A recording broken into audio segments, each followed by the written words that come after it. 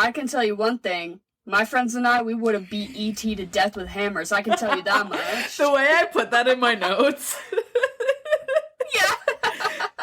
That tweet is so iconic. But I mean, like, truly, I don't know if E.T. was supposed to be, like, charming or freaky or what he was supposed to be.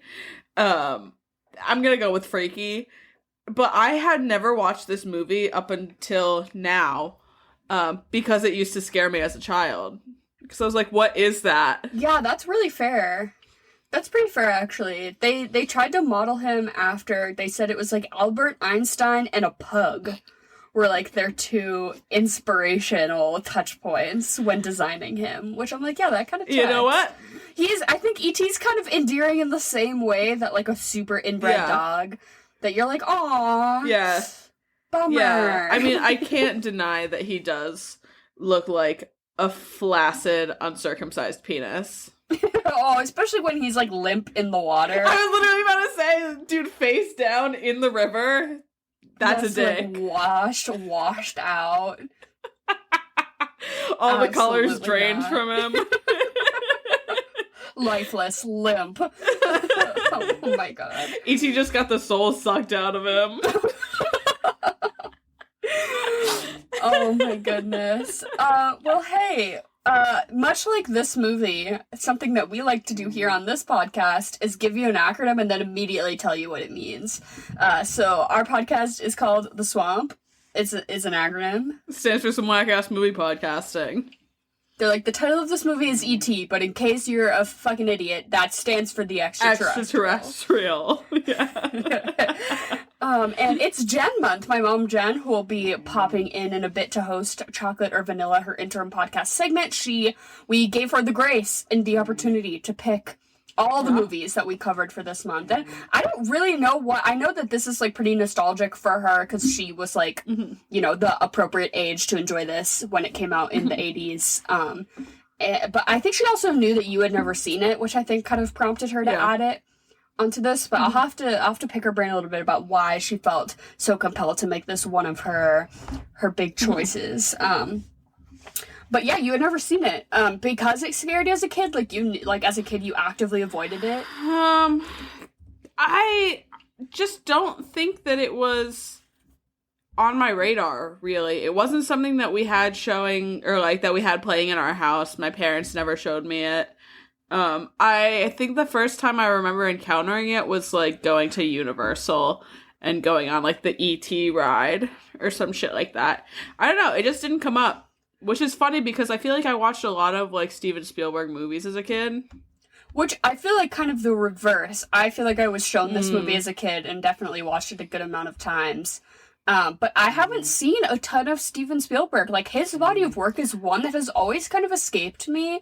And honestly, rewatching this, I haven't seen Jurassic Park. I'm not really an Indiana Jones girly. Like, I've seen them. I love Indiana Jones. But, like, you know, it's been a minute. Just a lot. Jaws? No, never seen Jaws. Catch Me If You Can. Yeah, that one I have, yeah. That one's one of my favorites. Weirdly enough, I've seen a lot of his newer stuff, which is, like, pretty not great. Like, what? Ready Player One? I've seen Ready Player One, I've seen Lincoln, I've seen, like, The Fabelmans, I've seen, like, his work, you know, in the 2000s. The Goonies? So that is actually the one that, as a kid, that scared me. The guy from the Goonies. Yeah. What's his name? Mm-hmm. I don't know. I've never seen it, again. That freaked me out as a kid, and I was always, like, too afraid. I was like, I'm not here for the Goonies. I didn't realize he did Men in Black. He does everything. He fucking cranks them out. Like, whether you know it or not, Steven Spielberg releases a movie, like, every fucking year. It's crazy. Why is he credited with Shrek? He's he produces, like, a ton of stuff too. So outside of his like directing body of work, he produces like a motherfucker. Yeah, that makes sense. Did he produce The Color Purple, or did he? The original Color Purple he directed, but the remake he produced. Yeah. Steven Spielberg's body of work goes fucking hard. He's one that I feel like I'll have to like slowly chip my way through. I'm one away from finishing Christopher Nolan, so I feel like I gotta pick another, like, notable director with a ton of He's stuff. a good one to do. Yeah. Yeah, absolutely. I'm interested that you don't like the Indiana Jones movies, though, because I think they're just so, like...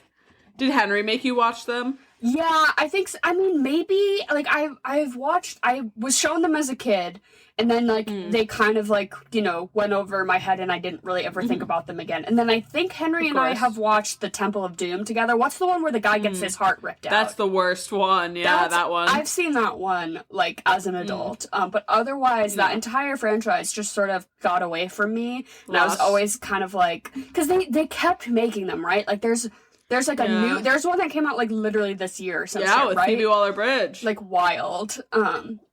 So I've always just kind of been, like, a little too scared to crack into that nut, so to speak. Fair enough. But, I mean, Harrison Ford is hot, and I love an archaeological expedition, so maybe I should get into it.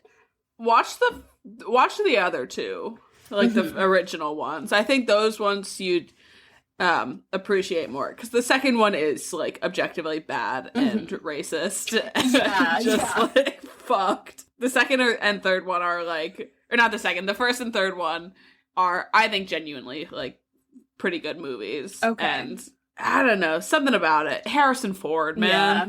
Charisma. I guess he had a cameo in this movie that got cut as him as, like, the headmaster of the school or something.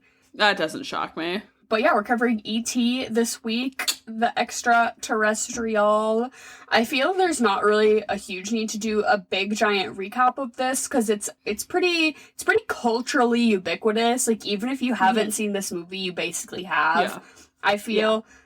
But these aliens come down to Earth, and they're interested in, like, plant life, and they're, like, collecting their little specimens, but then one kind of, like, gets away from the pack, and then they fucking dip, and so he's left behind, and that's our titular E.T., and then he gets found, he, like, scurries into the shed of this family, and this boy is like, what the fuck is going on? His family's like, it's probably, like, an animal, but he keeps, like, persistently being like, nah, I'm gonna figure out what the fuck this is, because he, like, sees it, and he's like, no, I know it's real, and they're like, you're fucking nuts, bro. Also, a big divorce movie. Having seen The Fabelmans, I'll get into it. I, like, didn't really connect a ton with The Fabelmans, just because, again, I don't really think I'd seen enough Steven Spielberg to, like, get what the, like, lore was, but this, as, like, a child of divorce movie, was, like, really hitting. I was like, oh, so now I get The Fabelmans. Like, okay. Okay. I never saw it. That whole movie is just, like, Steven Spielberg's, like, low-key, like, self, like, biopic about, like, him as a kid, like, escaping his, family drama, like, through filmmaking, and how he, like, like, always saw his family drama, like, through, like, a cinematic lens, which is, like, kind of, like, a problematic way to cope with things if you're a child, right? Yeah. Not ideal.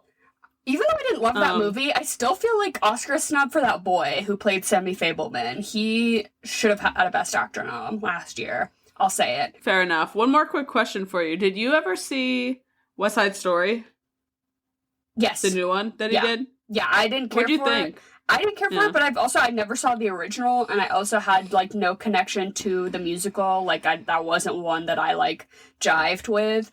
I also, like, it just enough problematic shit came out about Ansel Elgort right before that movie was released for me to be like, icky, bummer, like, while I was watching it, which is just, like, always kind of can leave a bad taste in your mouth. But Miss Rachel Ziegler, she can sing the house down. Yeah. I thought she'd give a great performance, but other than that movie didn't really do too much for me. Okay. Adriana DeBose, she was great. She won Best Supporting Actress for that, right? Angela Bassett did The Thing. I'm pretty sure she did. But yeah, I thought it was, like, fine, but I was just kind of like, okay, like, we don't really need to be remaking shit like this. I'm sick of it. Like, I'm even The Color Purple, which I enjoyed and went to go see and I liked, I was like, why do we need this again? Do something new with Fantasia and Danielle Brooks. Do something new. No one wants to put in the work these days. No one wants to make good movies. Steven Spielberg, get your ass up and work and write a new screenplay that's not about your boyhood, okay? Literally. But Elliot, our main character, he finally connects with E.T. and with a little trail of Reese's Pieces brings him inside the house, and he sort of keeps him tucked away until eventually his siblings kind of find out, and the three of them decide that they're gonna like protect and keep this guy, this little guy. Little dude. And then there's this great scene where Elliot goes off to school and E.T., is bopping around the house, and we sort of get this first look that they're, like, sort of intrinsically linked now, that they have this sort of, like, telepathic connection that E.T. has, like, I don't want to say, like, imprinted, but, like, E.T. has, like, linked with Elliot, so now they, like, they don't, like, speak telepathically, but it's, like, an emotional, like, experiential thing, so basically, as we see in the movie, as E.T. gets sicker or is in harm, Elliot also, his body starts to, like, deteriorate in the same way. But I think my favorite scene in the whole movie is when he like, goes into the fridge and drinks a beer, and then Elliot at school, like, falls out of his seat, then he's, like, reading a comic about, like, a superhero saving people, so then Elliot, like, decides to save all the frogs that are about to get, dissected, and then E.T.'s watching a romantic movie, so Elliot decides to, like, kiss this girl, and it's just, like, this very simple, like, parallel, like, one-to-one thing that's happening, but I just remember seeing that as a kid and being like, oh my god, like, movies are so cool, like, thinking that something could, because even as a kid, you can understand what's going on there. But it's just, like, cerebral enough to be like, oh, whoa, like, whoa, the same thing's happening in two different places. That's wild. No way. And I think something about E.T. that really, I don't know, sticks with me is it's really truly the family movie for the whole family or whatever. Like, I just think you can enjoy this as a little kid or as an adult. Like, it's not a movie made for kids, but it's a movie that kids can and will enjoy. Which I feel like it's also sort of an art that's been lost. I feel like kids' movies nowadays are like, Blingo Blorblo is a little guy who's going on a big adventure. And it's just, like, very that, and it's like, oh, okay, so this is, like, to teach kids a lesson about friendship, which is fine, but it's just, like, where are the family movies that, like, it's, like, truly enjoyable, and it doesn't have to be, like, an adult movie includes swearing and action, and a kid's movie is fucking dumb. Well, I think it's because now we just treat kids like they're idiots. Yeah, that's true. Because they're not. No. Because we cocoa-meloned their brains into mush, and now they do not have the higher intelligence to understand E.T. Show your kids E.T. No, kids are smart. But I don't know. Like, do kids like the movies that come out now? Like, I mean, to a certain extent. I think so, because, like you said, because we turn their brains to mush. I saw a maybe 2 or 3-year-old on the train the other day watching Despicable Me. And I was like, are you even old enough to watch a movie? If that baby is gonna be like banana and then it's gonna have to go to, like, speech therapy for years to unlearn how to minion talk. Yeah. Did you see the Minions? I'm not a Super Bowl watcher, but I saw on Twitter later the Minions commercial at the Super Bowl that was, like, criticizing AI.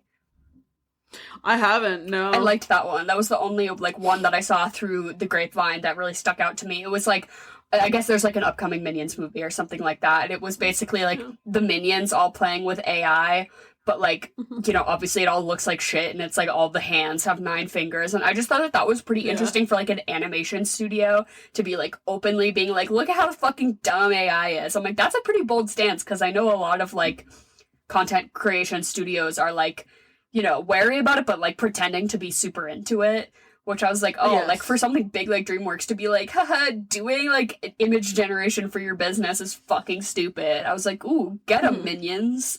Yeah. Get them. Come for their throat. I did really like the fact that I feel like they created a very real dynamic between the siblings in this movie, where it's not all peaceful, and the older brother's a bit of a dick to Elliot, but they all do kind of come together and rally around this one thing, and especially to keep it from their mom. Yes, the moment where it's like, they're, like, the boys are teaming up to, like, be an asshole to the little sister, and, at certain points, like, the dynamic is always shifting of, like, who's kind of getting picked on, except obviously the oldest sibling never getting picked on. No, love, oldest sibling privilege. But and then as soon as the mom comes in, they're like, no, we're getting along, we're all best friends, we're gonna hide this from you. Everything's fine.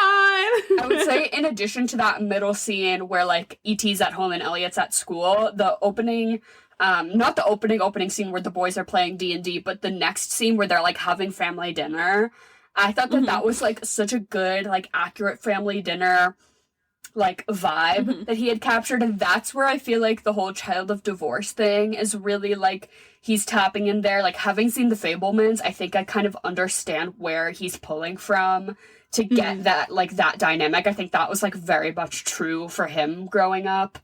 Mr. Spielberg.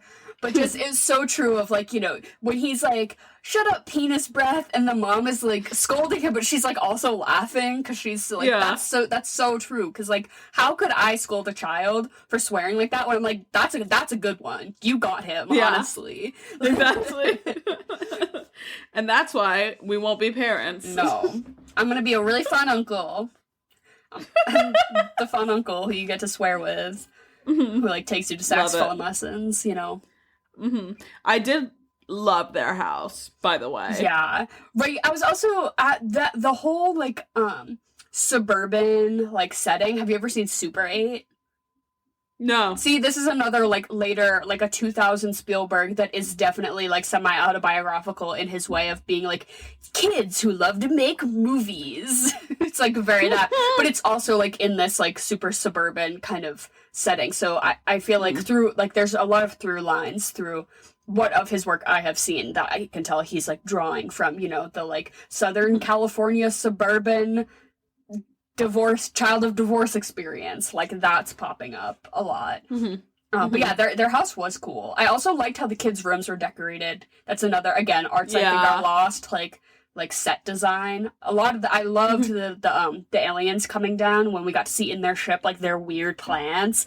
I googled, is E.T. a Muppet? Because I'm like, did the Henson Company have their fingers in here? Ask. I wanted to know, because even though E.T. does not stand out to me as Muppety, I wanted to know your thoughts on the puppetry, so it's actually, as I googled it, because it was specifically the scenes, you know, the set design inside their ship that I was like, this feels a little Henson-y. So I was like, let me check it out. And E.T. is not a puppet or a mechanic. That's a man in a costume.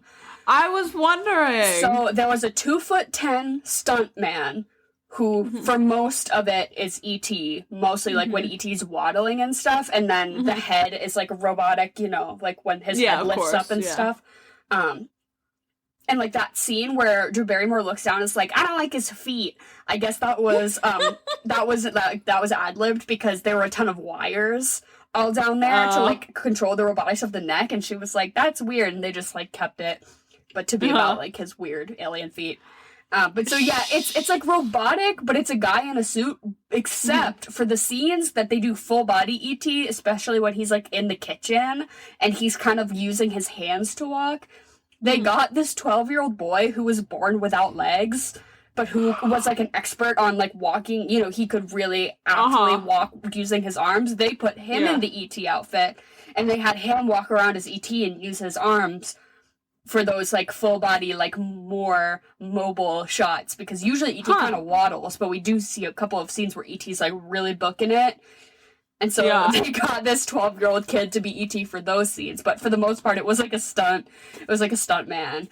So E.T. is not a puppet or a Muppet, nothing to do with Jim Henson. It's just a costume with, like, a robotic attachment.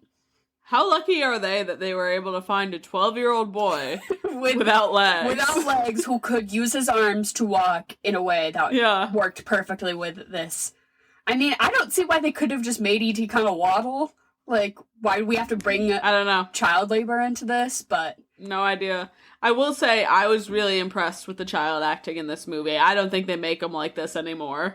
Again, I think that it's part of that, but I also do think that Steven Spielberg is an exceptional director, and I believe that all of the, you know, child actors in this movie have later in their life said that he is just, like, unlike any other director to work with, especially, like, as a child, like, learning in that environment, and he's just, like, so good with his feedback and understanding. I guess he shot the whole movie, like, from a child's height vantage point, because he wanted it to be, like, either E.T. or Elliot is who you should be relating to in this scene. And so there's no reason that you should be, you know, more than 5 feet above the ground. So I guess he was really down there a lot, which I think probably helped a lot, like, for the kids, you know, to connect and stuff. That's really neat, actually. But did you clock that the kid who plays Elliot, he's now in all those, like, Netflix shows, like, Haunting of Hill House and, like, Rise of the House of Usher. Really? And yeah, if you look at what he looks like older now, you'll totally be like, oh my god, because he looks pretty different, because he was, like, literally 11 here. He was 11? God, he looks tiny. Yeah, he was 11 and Drew Barrymore was 7. Oh my god. Oh my god, yeah. Uh-huh. He's a fucking dick in Fall of the House of Usher. Yeah, he's pretty, from what I know, he, like, wasn't in a ton for a while. And then I remember seeing him in Haunting of Hill House, and I'm like, who the fuck is that? And I was like, oh my god, Elliot from E.T.? What the hell? Well, Mike Flanagan fucking loves. He's like, to have his rotating cast. He's like Wes Anderson in that way. I thought you were gonna say, Ryan Murphy. Oh, same thing. Yeah. But, I mean, series just regulars. Any director at this point has their regulars. Yeah, right. And yeah, Drew Barrymore was 7 here, which I think because she's got a baby face. Scene stealer. Yeah, she ate those other kids up. Elliot was doing a good job. The older brother was fine. I could kind of take or leave him. But he didn't really need to be impressive. Elliot was great, but Miss Drew Barrymore eating a brick of cocaine every day on set. No, I don't think that's true. I actually don't think her, and I think that was later. I shouldn't joke about her drug problem. I don't think she started, like, attending Studio 54 until she was, like, at least 11 or 12. I couldn't stop thinking about that while I watched this. She has like, a very that's sad, so fucked up. Yeah, she has a very sad, like, early childhood and upbringing. Like, her mom, I guess, was, like, super fucked, and she was, like, had a lot of really early drug problems, which is super sad. So, she's pretty I'm very open happy. About, like, I'm happy to see that she's doing well and thriving on her talk show. Miss Drew. Exactly. If you'd like to have us on your talk show. Honestly, I don't know. After you just made a joke about her eating a brick of cocaine, I don't think that's... I don't know if this is a good, like, comparison, but I feel like Kelly Clarkson is to Jimmy Fallon as Drew Barrymore is to, like, who's somebody good at late night talk shows, like a Conan or... Colbert. A Colbert. That's it. That's the... Because Kelly Clarkson, she's fine, but in her interviews, I'm always like, you are doing too much. Drew Barrymore has that perfect, like, that same energy, but it's more like, I'm actually going to ask you a question and listen to your answer, right? Which... Yeah, she's feet up on the couch, no socks on, like, hanging on to your every word. Right, and Kelly Clarkson, I'm just like, you wish you had that. I'm like, Jimmy Fallon, you wish you had. It's not the nurturing vibe that Drew gives. But Miss Kelly, she can sing the house down. Have you heard her most recent cover of that Mitski song? Yeah. Mitski song, and everyone's like, Mitski. They're like, people should be paying her off to not cover their songs. Literally, because she just eats. Yeah, I mean, obviously Mitski does her Mitski thing. Yeah, you know, it's just, like, brilliant, fundamentally very different. No, it's like a Glee cover. She does a Glee cover. Yes. I saw, like, when Kelly Clarkson covers a song, it's, like, the Glee version, parentheses, complimentary. Like, it's, like, exactly. It's in a good way. Yeah. It's like a Smooth Criminal. Yeah. There was a time in my life where Kurt Hummel's cover of Blackbird was the most played song on my iTunes by a wide margin. Like, when you hit, like, sort by plays, it was, like, like a couple of thousand in between that and, like, whatever came in second. Why? Yeah, you were 14 and, like, having, like, a traumatic time as a 14. Yeah. You're just in 8th grade, which is traumatic in itself.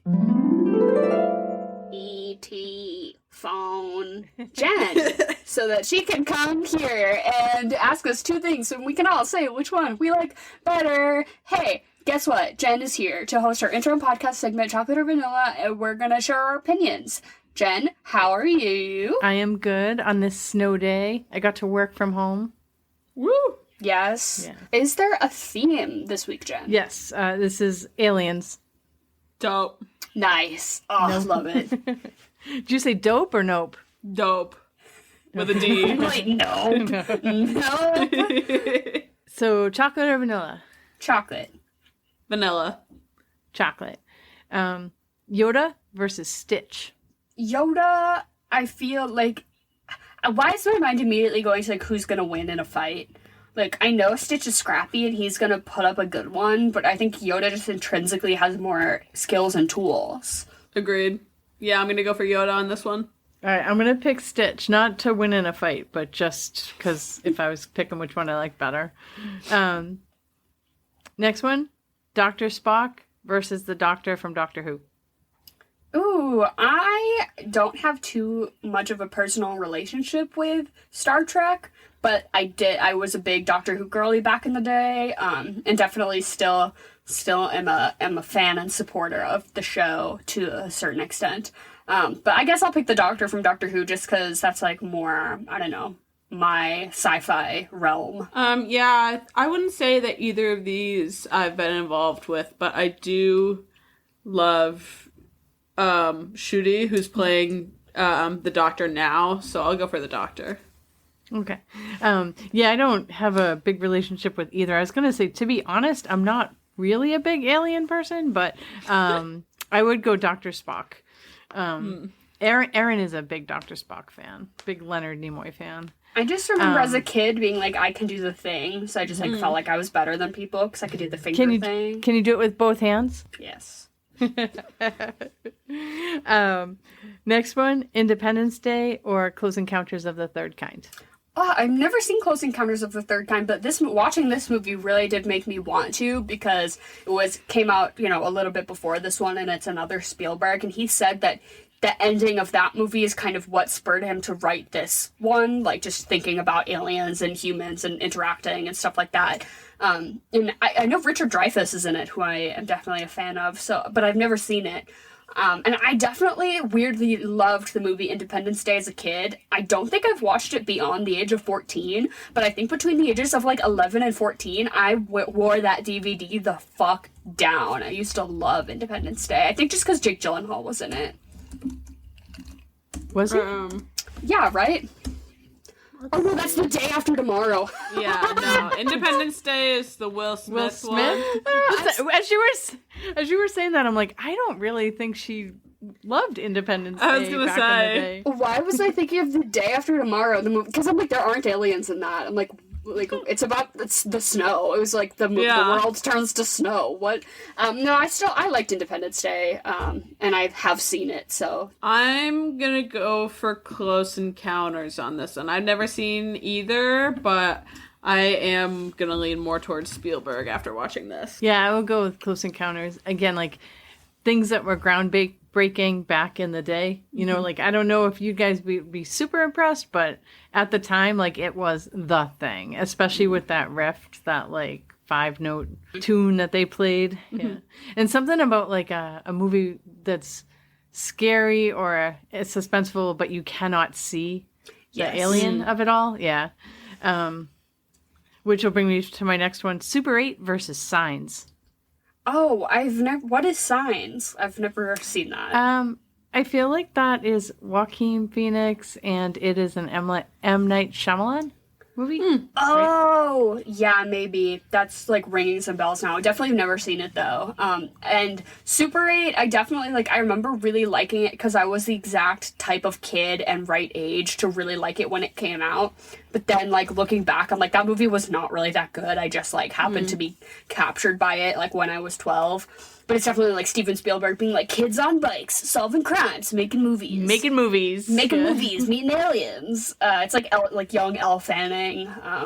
It's pretty alright. I'll just go for Super 8. Also, just to stay on my Steven Spielberg track. Yeah, same. I'll go Super 8. Next one, Transformers, specifically Bumblebee, versus Megamind. Megamind!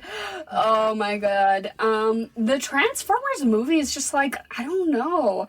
Like, the Michael Bay ones are just like, kind of like, what? And it's like Megan Fox, it's like, no. And then none of them have ever, like, redeemed, you know? It's like the weird Michael Bay Teenage Mutant Ninja Turtles, and you're like, huh? But then they, like, redid them again, and you're like, yeah, right? Like, let's take that franchise to a good place. I just know that there's one Transformer movie where it's, like, Mark Wahlberg and his daughter, his, like, teenage daughter, has, like, a 27-year-old boyfriend, but they can, like, be together because of the Romeo and Juliet law or something. And it's this whole plot point in this whack-ass Transformers movie where it's, like, this, like, literally illegal relationship is, like, being justified on screen for, like, some, I would have to look into it more to speak on it, but that whole franchise is just, like, remains to be icky to me. Yeah.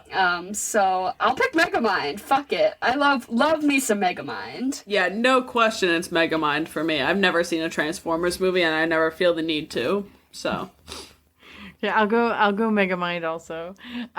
Next one, I forgot to say chocolate, vanilla, or strawberry. Ooh, chocolate. I'll say strawberry today. Yeah, I'm gonna go strawberry also. Jawas versus Wookiees versus Ewoks. Oh, I kind of like the Jawas. I have a Jawa-looking tiki mug that I can, like, drink a Mai Tai out of, and it's super cute. I also just like the Jawas have the glowing red eyes. I just love that, like, piece of character design. Ewoks fucking slap, though, bro. Actually, I gotta pick Ewoks. Ewoks fucking slap. I remember that was like a selling point as a kid. My parents would be like, we can watch the one with the teddy bears, and I was like, yeah! Like, Jabba the Hutt. I remember I called Jabba the Hutt the Jello man. I'm like, the Jello man and the teddy bears. I'm like, that's the one. Yeah. Mm-hmm. Yeah, I gotta go for the Ewoks. They're like fighting in a war and looking so slay at the same time. I don't know, something about it. Ewoks for the sweep, definitely. Next one, Marvin the Martian versus Mac from Mac and Me. Mac! I think later, this will be before I bring it up later, but we were a Mac and Me family, and it's just like, is this budget, like, it's like a literally borderline Mandela effect thing that I'm like, nobody but me has ever seen this movie. Me and Paul Rudd, I guess, are like the two. But yeah, I'm gonna pick Mac from Mac and Me. I'll support you guys in this one, and I'll go for Mac. Yeah, it's so bad it's good, Mac and Me, definitely. Because what was the first one, Marvin the Martian? He's just like one of the less cool Looney Tunes to me. Yeah, he's a tattoo. He's like, you know, people get him tattooed. Yeah. But do you really embrace Marvin the Martian? Because he doesn't really stand for anything. He's like, you know what I'm saying? He doesn't really stand for pick like a more notable Looney Tune with more of like a stance. Like, we need a politically active cartoon. Like the Roadrunner, I understand what you're about. Marvin, who are you? Next one is the Navi versus the Monstars.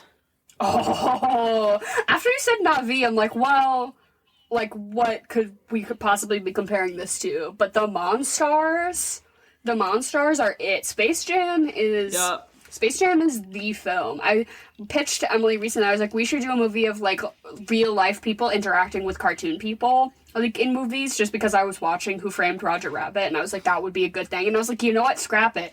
We've already covered the best one of that there is, which is Space Jam.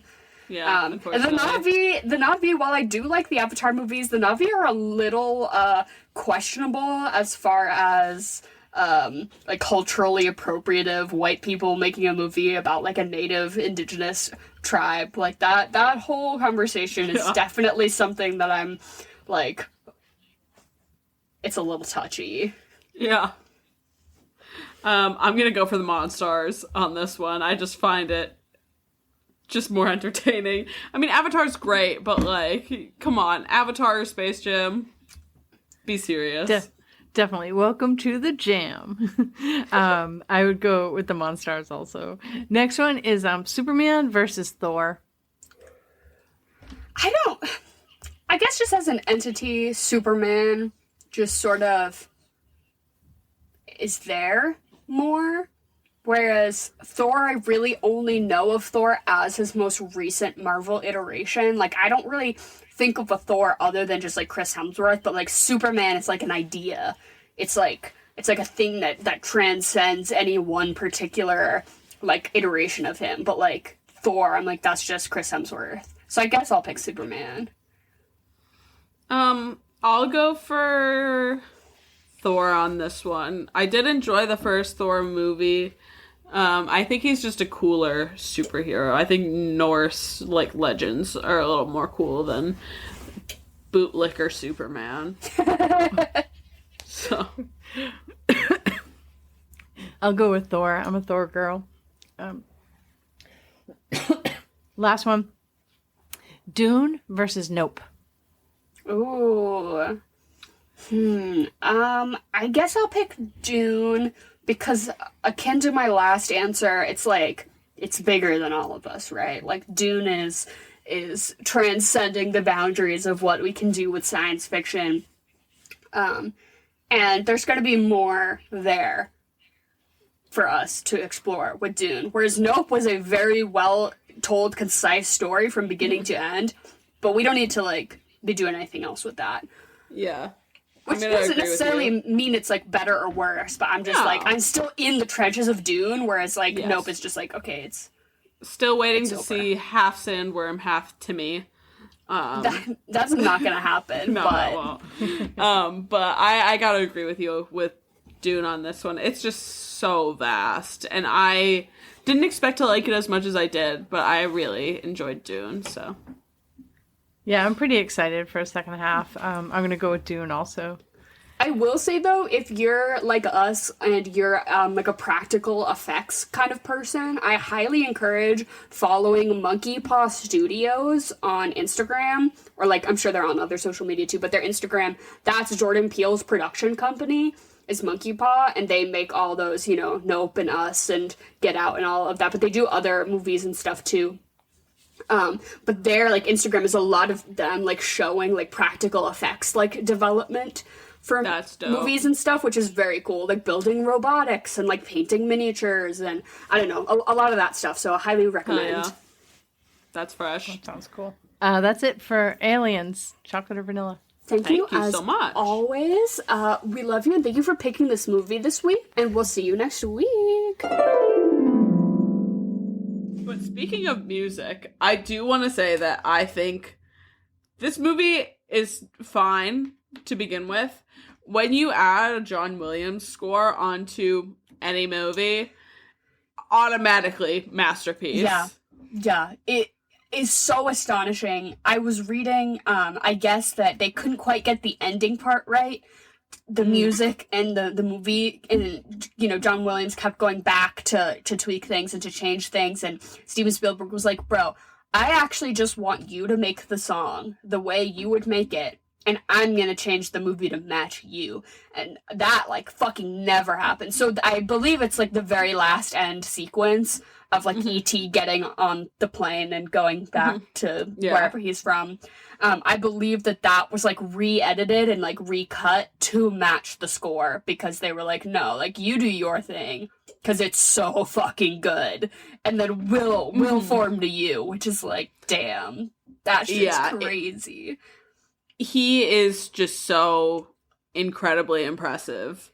And that is such a great partnership that's gone on for the last, 40 plus years. I was fortunate enough that since we live in Massachusetts, we're near enough to, like, Tanglewood, which, if anyone doesn't know what Tanglewood is, it's this big outdoor amphitheater that's really renowned for having wonderful performances and conductors and concerts sometimes, but, like, the Boston Pops do a lot there. And it was, I think, 2 summers ago, I went, and they love John Williams there. So they had this big, like, concert for his, like, 90-something birthday or whatever. And it was wonderful, amazing performances. But the thing about Tanglewood is it's kind of like BYOB, and you do this picnic. You do this big, like, it's like tailgating, but for like fancy rich people that live in the Berkshires. Mm-hmm. So you bring like 12 bottles of wine and you ball out on cheese and crackers. So you don't really eat anything, but you have like 6 glasses of wine before the concert even starts. So that's what we're doing. We're basically pre-gaming this with my family and some family friends. And by the time the concert starts, out of wine. So, of course, one of the men that we're with, actually, I think it was my mom, brought a handle of Bacardi. And so we started. So I'm already pretty schmizzed. But what am I going to say no to? A cocktail? Not me. Not right when they're about to start conducting along with, like, an Indiana Jones sequence. So we're drinking throughout the night. They're doing these brilliant performances. It's wonderful. I get to the point where, I don't know if, I mean, Dare, I know you probably have, but when you get to the point where you can't see straight and you gotta close one eye. Yep. Yeah, I get to that point by the end of the concert, and I was like, okay, we're winding down. I had my sunglasses on. It's 10:30 at night. But so, this is a long way of saying I was pretty drunk. John Williams gets up at the end to conduct a couple of songs, whatever. Night finishes. We're off to the restrooms before we leave or whatever. I'm coming out of the restrooms, and all of a sudden, I just see John Williams zip by me, waving to everyone around on this little golf cart, and I was cocked at this point. I was like, what the fuck? What just happened? I was like, no fucking way. I like ran over to my family. I was like, did you see that? They're like, no, John Williams has been dead for 20 years. Emily, what are you talking about? But it was just such a like surreal moment because he is, I think, one of the most brilliant conductors to have lived. Yeah, so. he like got into like a violin battle with the devil like at a young age and won the ability to do what he does, or like he like had something so horrific happen to him that karmically in the world they're like, we gotta give him this. Yeah. We gotta give him this because it just like fucking flames every time. No misses. Only bangers. Yeah, if they wrote that song, Devil Went Down to Georgia, about him. Yeah. Except for instead of a golden violin, he won, like, movie composing abilities, which he was like, not what I asked for, but I guess I'll take it. And he just, like, fucking Fine. ran with it. Yeah, now he can buy himself 300 golden violins. Pretty similarly, but not at all, I have a orchestral memory attached to this movie. Please. So Henry, my husband, and I were together in high school, and our junior year, we went to prom together, and then our senior year, we're like, we don't really need to do that again. We're like, so that was like, I don't really feel the need to, like, spend all that money and do that again. And so my mom was like, oh, there are tickets to this thing, but it's the night of your prom. And I was like, hey, I don't want to go to prom, so let's, like, run it. And so Henry, my mom, and I went into Boston and saw the Boston Symphony Orchestra play the score to this movie while they played the movie. That's so dope. Like, without score, obviously. And it was so fucking cool. Now I'm like, I wish I could watch every fucking John Williams movie like that, like with a live orchestra. Literally, like, life-changing, like, such a cool... It's like when you see a movie in IMAX for the first time, it was, like, very... that vibes. What would be the movie that you would want to see? Oh, if I could see any... Specifically. Any movie... I mean, I was gonna say John Williams, but... Yeah, I guess John Williams' Star Wars. I would want to see, probably, A New Hope. Would be really great. Or maybe... or, like, maybe Empire Strikes Back. Also could be fire. Yeah. I've never seen Jurassic Park, so I can't say that one. I've never really seen Indiana Jones, so I can't really say that one. And I don't really... He did Jaws, right? Yeah, he did. I think mine would be Jaws. Henry was pissed at me because the two options there were like 2 dates that they were doing it in Boston. And my mom was like, so we can go see Jaws or E.T.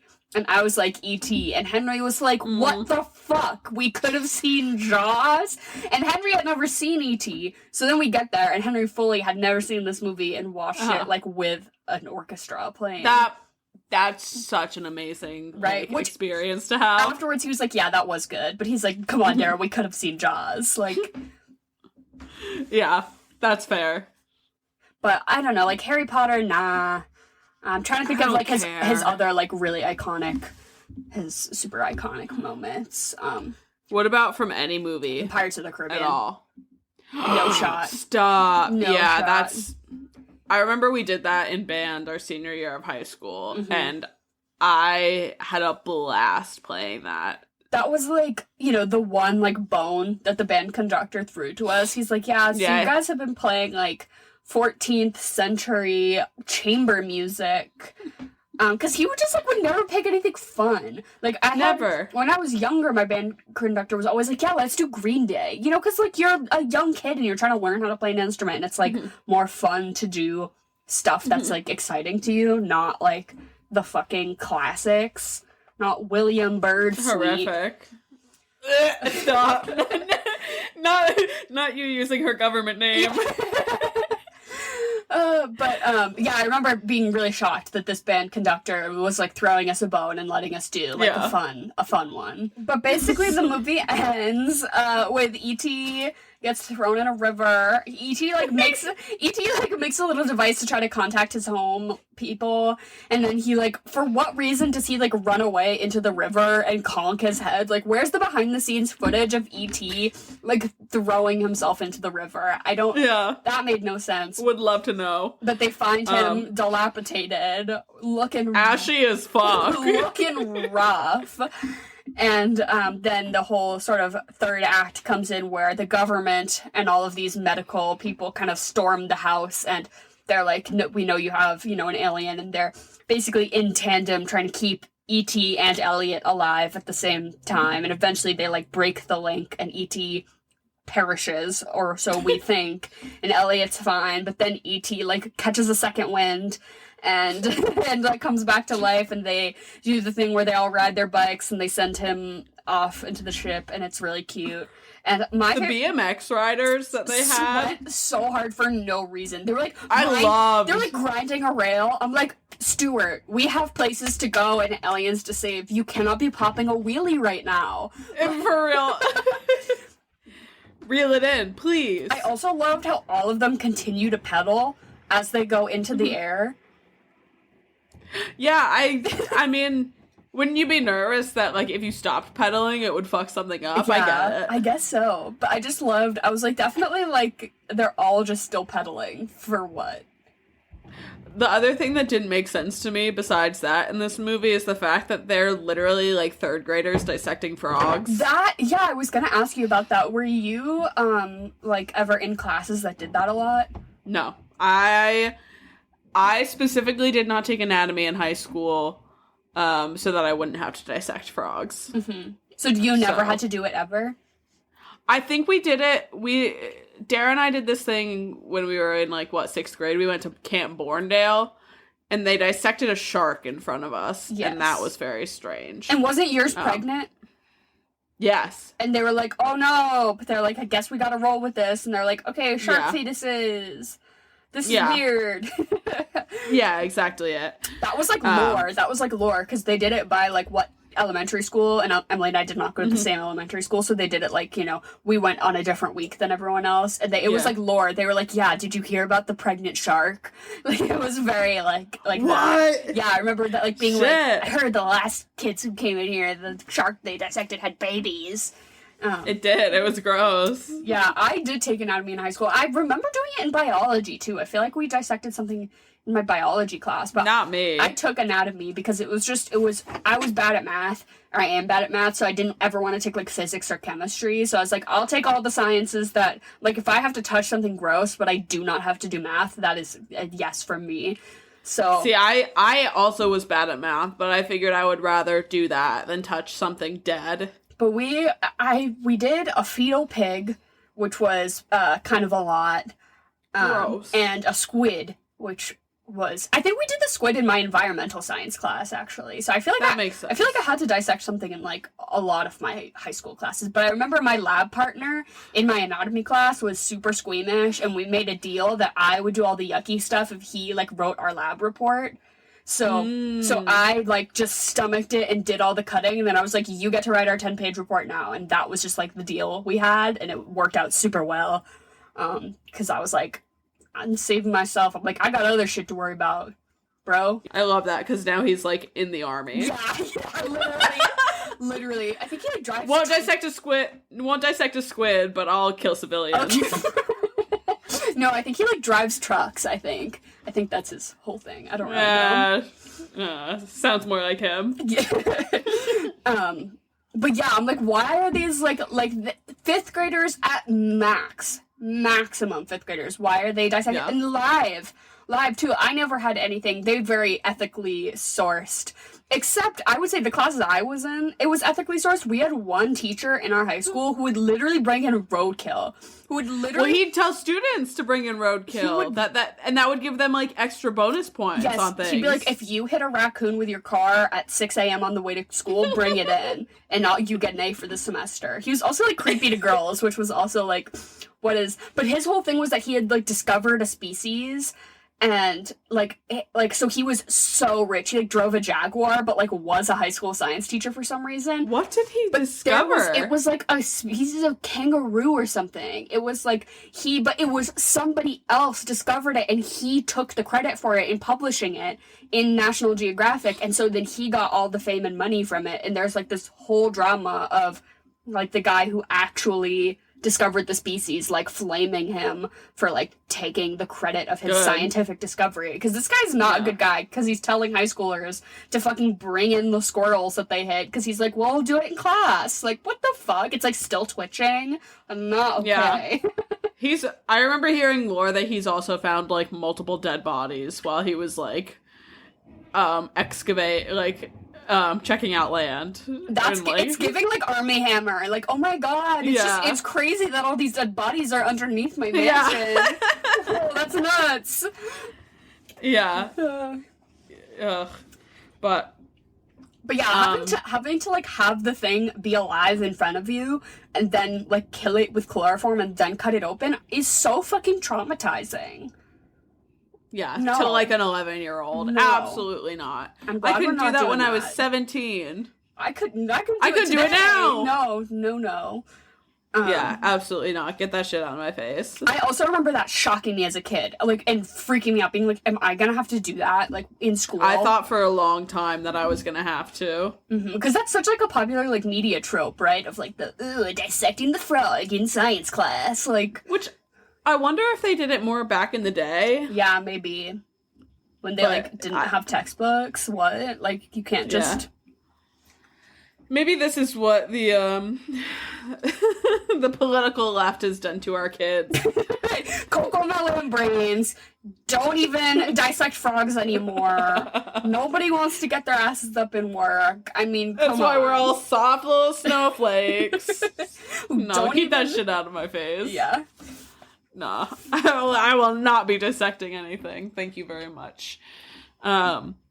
Should we get into our regularly scheduled programming, though? Yeah, so I feel like who can we fuck, marry, and kill? Do we want to have it be, like, Elliot's mom, E.T., and, like, their off-screen dad? Like, who even are we considering here? No one. I would fuck their mom. Yeah, I loved her little haircut and her, like, overalls that she was wearing. She was, I love that trope, though, of, like, the mom who looks away. It's very, like, Phineas and Ferb, right? Like, the mom who looks away right as, like, the thing is happening and then looks back and everything is settled. Like, it was very much, like, giving Phineas and Ferb to me. Totally. Especially, like, the scene where they've got, E.T. in the ghost costume, and she takes their picture and he falls back. That had me giggling. And then she just happens to, like, turn away while they resituate E.T. I'm like, okay. Yeah, totally agree with you. I don't have anything for fuck, marry, kill. Though. I'll pose a different question though. That like if an alien came to Earth and like you were the one that it made contact with, what sort of things would you expose it to so it could understand our culture? Oh. The way Elliot's like, this is a piggy bank, and I'm like, you need to be taking bigger strides, my dude. He doesn't need to know what a piggy bank is. He needs to understand fundamentals. Public transit. Okay. Public transit, not cars. Not giving him any of that. I'll explain it to him, but we're only writing the T. Okay. Actually, if you just take an alien all the way up and down the red line, I think that's about it. Like, that's good. That's all you need to see, really. Oh my god, yeah, from Alewife to fucking Braintree. Yep. He's solid. Different, the full class spectrum, you've got truly every different type of person, Mm-hmm. You know what I would do with my alien? I would go and do the thing they do in Broad City, where they walk from the tippity top to the tippity bottom of New York City. What a great episode. Yeah, and I think that would probably tell him everything he needed. Yeah. Would you fuck it? If I tried to fuck you, would you fuck the alien? Not E.T. I know E.T.'s not fuckable. He also seems not like, E.T. He seems like he's a baby. But yeah, exactly. That's an infant. Mm-hmm. I don't... If it was sexy? I wouldn't count it out. If we were talking, like, Man Who Fell to Earth, David Bowie alien, yeah, absolutely.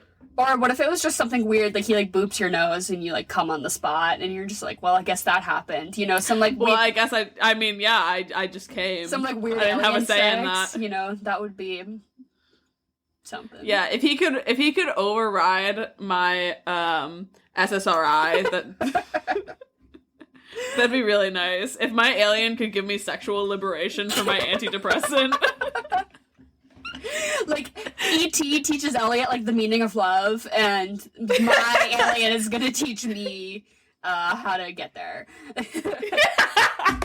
My alien is just gonna show me how to edge. Yeah. It's gonna show me what a water-based lubricant can do for you. Yeah. But yeah, I feel like we can't really play Fuck, Marry, Kill.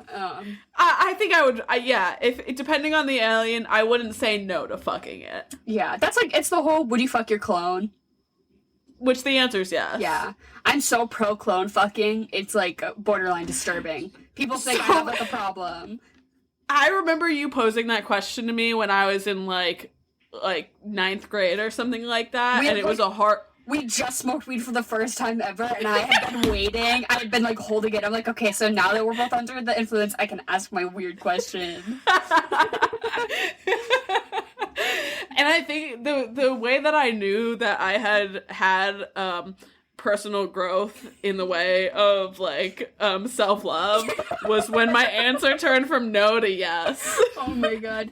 There's this great, it's like originally a Tumblr post and it has all of your options and it's like, yes, but reluctantly, like yes, because I'm into incest, yes, because, you know what I mean? Like yes, but for what reason? And there's just like one, it's just like, I'm so pro-clone fucking you, we can't even get into how pro-clone fucking I am. Like, why would you know your body best? Right? I also specifically would want to, like, pluck some hairs and, like, pop some zits and stuff. Like, it's not just sexual. I gotta get my hands on there for, like, other reasons.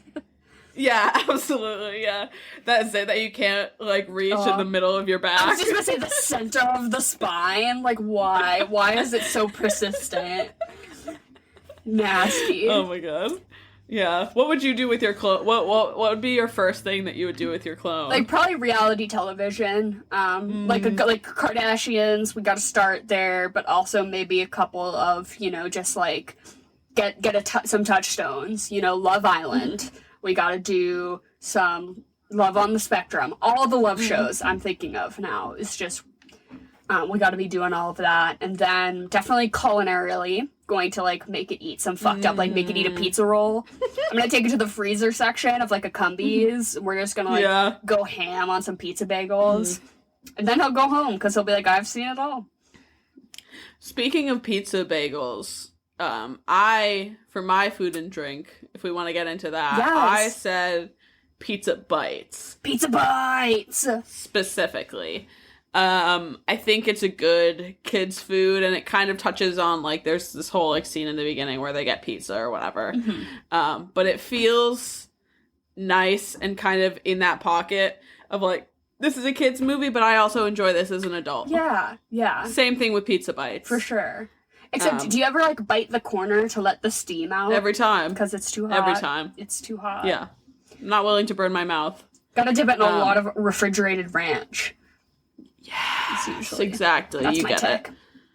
Yeah. And the drink that I'm going to go with, I actually found from this guy on TikTok because Noah Tannen, which if you love food recipe videos or cooking videos, go follow him. He's got really good shit. I'll link it in the description below. Yeah, really love his content.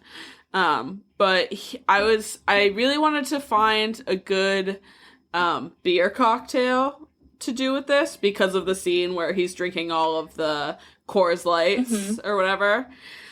Not that I vouch for Coors Lights. I don't really give a shit about them. I don't know. I don't think I've ever had a Coors in my life. It's just a shitty light beer. But this cocktail, I think he called it the Dirty Napkin. And I thought that was perfect because that's what E.T. looks like when he's having his lazy day around the house. In his flannel.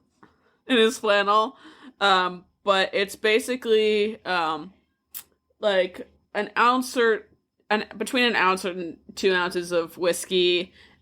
He makes an oregano simple syrup, and then he mixes an IPA with it and does like a dash of hot sauce.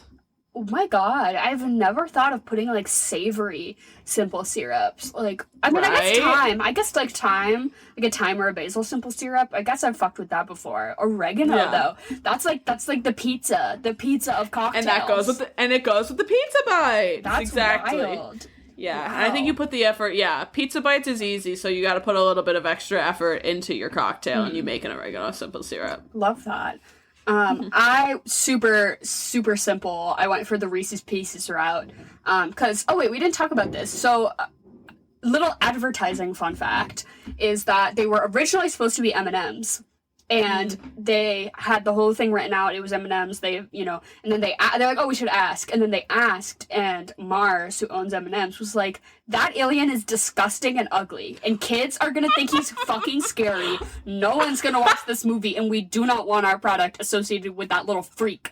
And so then they went to Hershey. Hershey's like, yeah, you use Reese's Pieces. Like, who fucking cares? Then this movie then surpassed A New Hope as the highest grossing movie of all time, and Reese's Pieces sunk a fucking ton of money into their marketing budget and just made a fuck ton of money off of this movie because their product was in it, like, by default, which I just think is so funny. Not that this movie didn't invent product placement by any means, but it definitely was a situation of, like, don't count out that the freaky little alien movie's gonna do good, M&M's, you fucking idiots. Yeah, totally. But so I went for the Reese's Pieces route because I'm a Reese's Pieces truther. I think Reese's Pieces are better than peanut butter M&Ms. I know, absolutely controversial, but or peanut M&Ms or whatever. I'm a Reese's I ride Pieces. that wave with you. Yeah, so I think they make like pre-packaged cookie dough nowadays that is just like a peanut butter cookie with the Reese's Pieces. But if you can't find that at your store, I recently learned that peanut butter cookies are so easy to make. It's literally just like flour and peanut butter. And like fucking brown sugar. It's like literally 3 ingredients. That's fucking nuts. Yeah. So just make your own peanut butter cookies with Reese's Pieces. If you're feeling like zealous, you could do like a blondie maybe with like some Reese's Pieces or something. I don't know, but a cookie. That's the only time I like a brownie or anything like that is when it has like Reese's in it or some sort of like a slutty brownie in it. Yeah. Yep. And then back to my cultural immersion alien question. I just said that the drink is what I would give an alien to just kind of give it the run of the mill is a Long Island. It's just a little bit of everything, right? So you have your Reese's peanut butter cup cookies and your Long Island, and that's what you have with this movie. That's an excellent call. I did look online. I googled ET cocktail, and it's like the first 20 were all the same. So this must be a thing. Revolting. It's a shot. Okay. With Midori. God. Yeah. Irish cream, so like Bailey's. Oh! And then vodka. So it's melon, Irish cream, vodka, and it's layered. And obviously because of the green, it looks like glowing, whatever. But it's called an ET. I was like, literally, you could not pay me That's disgusting. to put that in my body. That's nasty. Y'all are nasty. God. That's fucked. That's something my brother would make. Your brother I did make me like a layered like red, white, and blue shot once, but I was like the what is it? The 9/11 commemorative shooters. Yeah, but it was like mostly grenadine, and I was like, "Is there alcohol in this?" I'm like, "Is this basically just?" no? I was like, "Is this mostly grenadine?" Mostly grenadine. Yeah. But what would you follow this movie up with? I picked another sci-fi movie with an amazing score, something that I wish I could see with an orchestra, but feeling a little more relevant, a little more modern, is Dune, Part 1. Hans Zimmer. The only other conductor I could say could maybe hold a candle to Mr. Williams is Mr. Zimmer. And Dune Part 2 is coming out. I think it was in my mind because... Are you gonna fuck the popcorn bucket? Yes, I am. Yeah, I will. I will be fucking the popcorn bucket. I just saw recently that a lot of my like local theaters are re-releasing the first part in IMAX so that you can like... I've gotta check that out. So you can like see it again before Part 2 comes out. And I was like, oh my god, it's out already? I'm like, oh no, they're like re-releasing. Because they did this with Avatar too, before Way of Water came out. And I did go see Avatar. I saw like the theatrical re-release because I'm the worst. Yeah, I think you should watch Dune after this, and then you should like prep. That's a good call for the Dune Part 2 that's coming out soon. That I'm very excited for. What about you? I like that a lot. I think you watch a similar sci-fi movie around the same time. Not similar in the way that it's like a fun little alien. Similar in the way that it's an alien.